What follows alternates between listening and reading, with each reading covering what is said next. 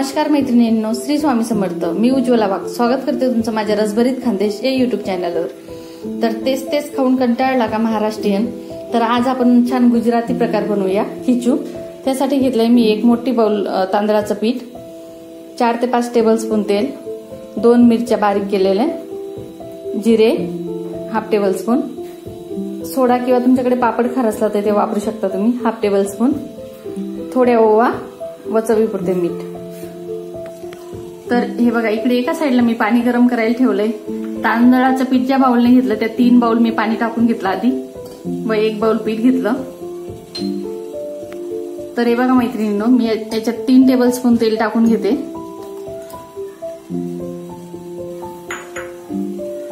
या 2 मिरच्या बारीक केलेल्या त्याची पेस्ट, जिरे, थोडे ओवा, हाफ टेबलस्पून पापड खार,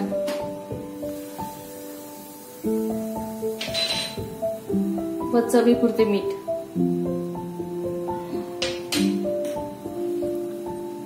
तर हे बघा, छान उकळी आली याला। थोडा गॅस कमी करते व हळूहळू करून हे मी तांदळाचं पीठ याच्यात टाकून घेते।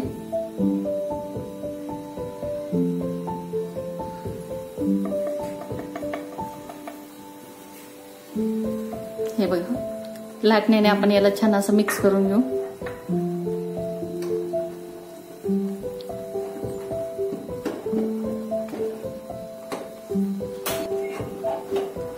दोन मिनिटात छान झालं आपलं पीठ।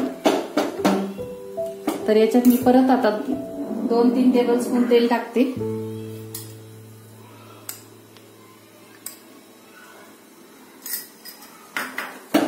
व 5 मिनिटासाठी याला मी झाकून ठेवते कमी गॅसवर वाफेवर।